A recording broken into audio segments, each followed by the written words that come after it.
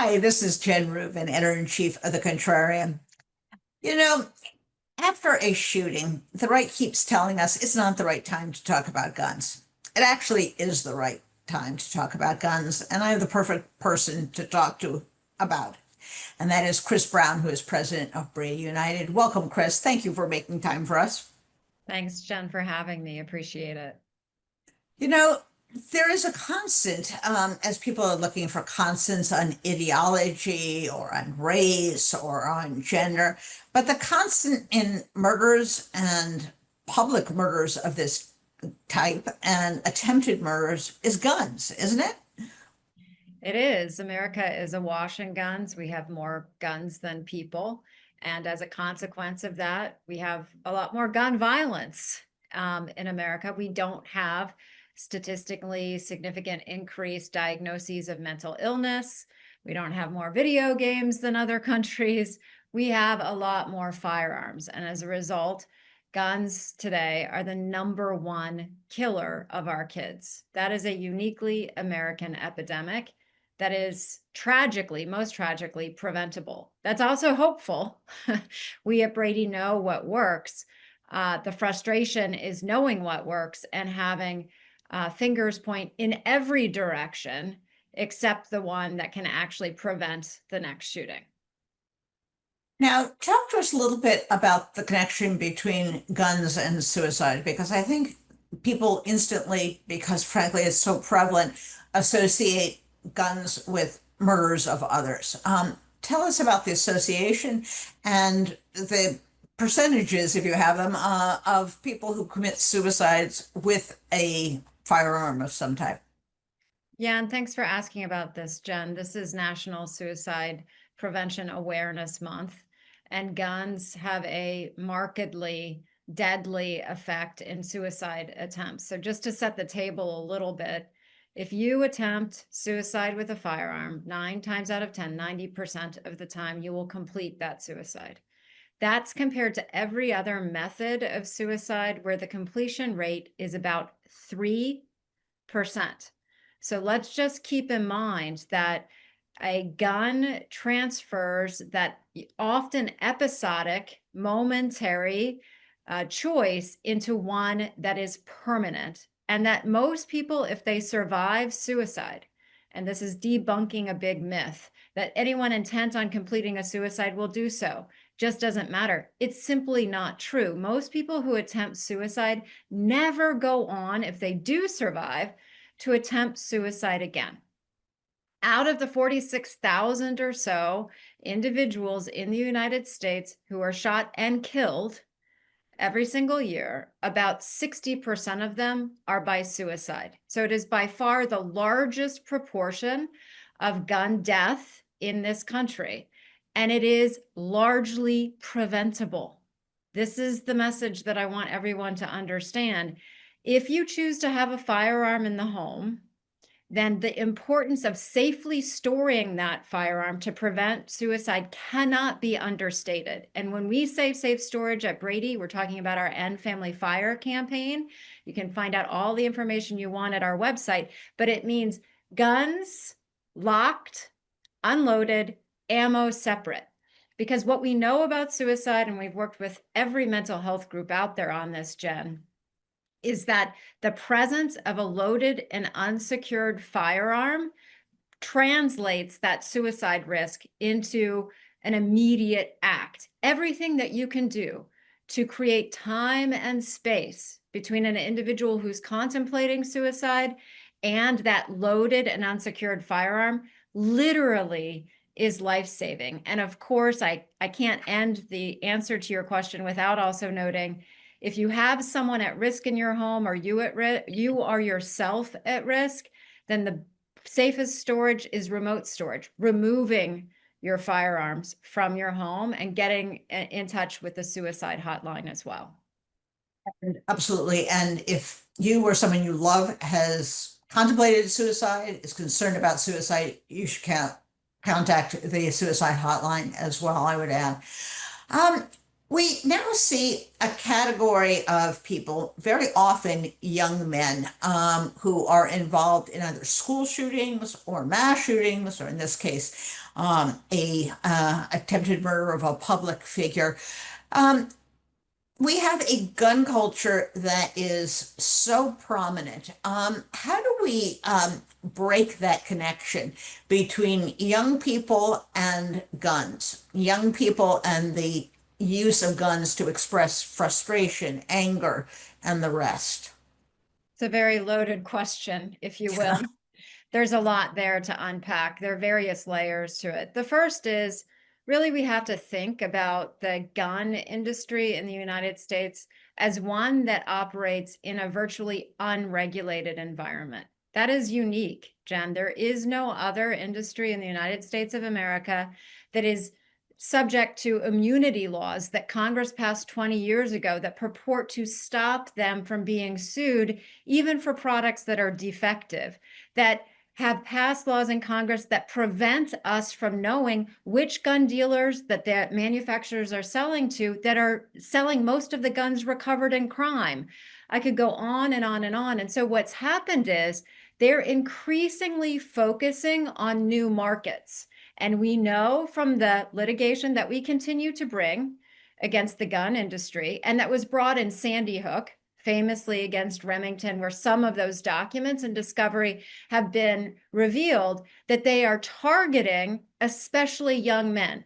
And I want to remind people, one of the pieces of evidence in that case in Sandy Hook was an advertisement that appeared all over. They have huge marketing budgets that said, "Get your man card here." And so they're playing on especially young boys, young adolescents, desire for masculinity, for acceptance, and dressing it up in this theory of patriotism. It is deeply, deeply disturbing. And as you note, if you look at the history of mass shootings in this country, which is grim, horrific, another uniquely American problem, what you find is mostly young, Caucasian men, often below the age of 21. And so we also have to think, in addition to holding the gun industry to account for how they market and sell their products, like every other industry in this country, we have to think about laws that we know work, like age restrictions on when individuals should be allowed to purchase firearms. Some of these were put into effect even in states like Florida after mass shootings, where we had shooters under the age of 21 easily accessing these kinds of firearms. The other thing I want to note, Jen, too many of these tragedies occur in public places, especially schools. We're reeling on that after the two major shootings that were covered in the news in Colorado and Utah last week. But 77% of school shooters get their firearm from their home or a friend's home. So the role of safe storage, not only in reducing suicide risk, but in reducing that kind of intentional shooting, is huge. Now, one of the excuses we always hear is it's too late. There are too many guns out there already. There's nothing we can do about it. Um, what's your response? As you said, there are more guns than people in the United States to that kind of argument. Well, I think that's a very defeatist argument. I'll just say we have a lot of cars, but it's not like we give up on speed limits. So I think it's a very specious argument. Of course, gun laws work. We know this from the data. So for states like California, which is the most populous state in the United States, they have about as many gun violence prevention laws passed over the years as any state. They have appreciably less gun death and injury than states with weaker laws. It is just a fact. And when I say that, I mean there's like a 76% variability in lives saved between the states with the strongest laws and the states with the weakest law. The data doesn't lie. But I also say this, Jen, we do have a lot of guns in this country. We have about 30% plus of households. It's hard to get the exact number because we don't have all of the data. It's based on the background check system, which is imperfect. But the vast majority of the guns are owned by a small fraction of gun owners. And so if we can find a way to ensure that those who have the inventory, that guns are removed from individuals at risk, like with extreme risk protection laws, we can also make sure that any new gun sales going forward are sold only to legal purchasers. And of course, this is how we regulate any industry in America, and it actually works. We regulate alcohol in that way, cigarettes, many other things, of course. Um, what are the gun laws that are most helpful? Is it red flag laws? Is it age limitations? Is it concealed carry laws? What's the best way to begin to solve this problem? Well, I'm glad you asked that. Fortunately, we have gotten a lot more research into the area of gun violence prevention because we were able to establish, after Congress zeroed out funding for gun violence research, a budget of $25 million a year to look at the prevalence of gun violence and what works well. All of those things that you named are important, Jen, but the two things that come up repeatedly that are very important are expanded Brady background checks, preferably nationwide, because you don't want a situation where individuals can circumvent the best firmament in our country by buying over the internet or through a gun sale outside of the federally licensed firearm system, and robust permitting systems. And that includes who gets to purchase a gun. It's called permit to purchase in many states. And that also should apply to who gets to carry a gun concealed in public. All of the other things you needed, age restrictions, assault weapons bans, high capacity magazine restrictions, I could go on and on. They're important. The more, the better, as long as we're studying and looking at the data and ensuring that lives are being saved and that we provide appropriate funding for implementation. A law isn't good if no one knows about it and no one knows how to use it. Now, it's very hard to get consensus in America on anything. But ironically, many of the things you just labeled are 60 or 70% issues. Republicans, Democrats, gun owners, non-gun owners. Share with us a little bit about kind of the hierarchy of popularity. In other words, that we should be able to politically translate that if something is acceptable or favored by 75% of the population, it should be the case, right? Yes, absolutely. And I'm just thinking about a Fox News poll that the team showed me not that long ago that gave that kind of descending order. And usually it turns out about the same. But I would say, since I joined Brady 8 years ago, Jen, what you see are effectively almost every gun violence prevention measure that we're pushing in the states having a minimum threshold of 50% support. And I'm talking about nationwide, red and blue states, gun owners, non-gun owners. At the very top of the paradigm, depends on the poll, you can look at it between 90 and 97%. I've rarely seen it below 90. Is expanding Brady background checks. Makes a lot of sense, right? We all agree certain people shouldn't have easy access to firearms. The public wants that system to work. Extreme risk protection laws, very popular because it's like the opposite end of the coin of the Brady law. This already assumes someone has a firearm in the home. What do we do if we think that person is a risk to themselves or others? So it allows individuals to be able to stop a potential mass shooting. And often that person may be a danger to themselves, a suicide risk, just as much as anything else. High capacity magazine restrictions, assault weapons bans are popular. Certainly looking at community violence intervention programs, those programs that have been active in so many states across the country that allow the removal of firearms from individuals at risk. The inspection authorities for state police and ATF to actually inspect gun dealers to make sure that they're following the law is super important. A whole host of those kinds of responsible bills that a lot of states have passed. The federal government has tried to pass these laws, have passed the House several cycles, and too often they've been held up in one chamber or the other for no good reason, except the gun industry does not want these measures to move forward. And too many politicians still pay attention to their talking points.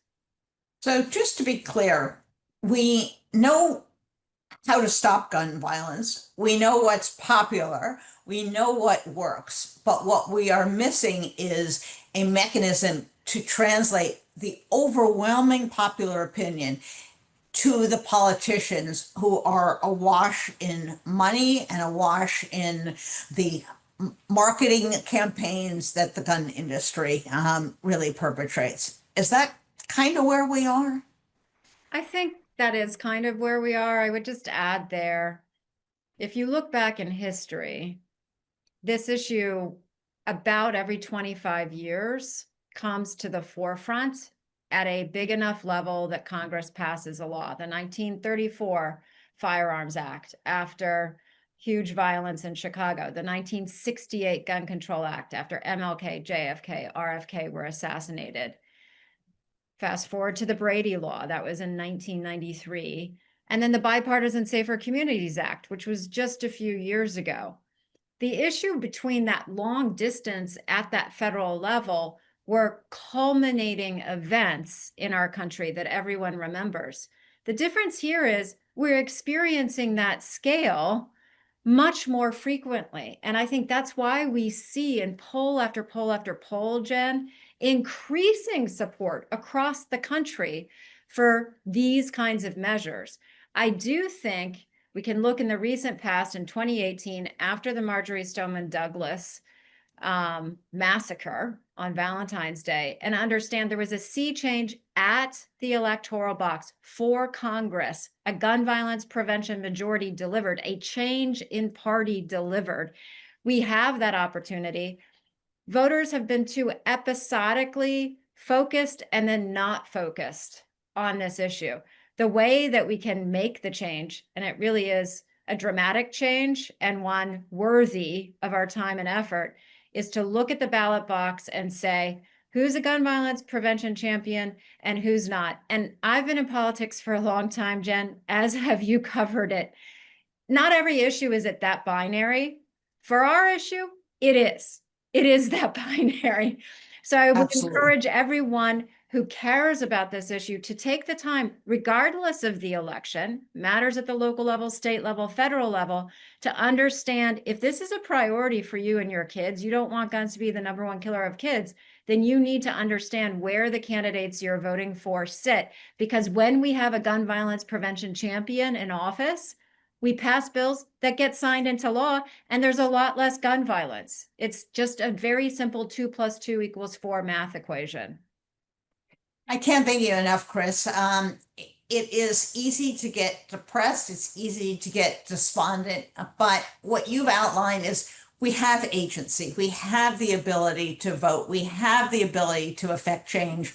We know what works. And we cannot let people become isolated, desperate, despondent. And then if they do, then the gun lobby's money is going to prevail, and those people who feel that there should be no limitations whatsoever. The only thing I would add is that this is not a long-term position on gun law extremism. There was a time in my adult lifetime when Republicans took the position that reasonable gun laws was not an intrusion on the Second Amendment. When people who considered themselves to be friends of the NRA took positions that now Republicans could never take. So we have moved in a way that is very dangerous, very destructive. And I think we have to take back that Second Amendment argument and take back the natural desire of people to be safe in their communities. So thank you for all you do. The Brady organization is an absolute treasure, and we thank you for all the work you do and for talking to us. I really do appreciate it. Right back at you, Jen. Thank you so much.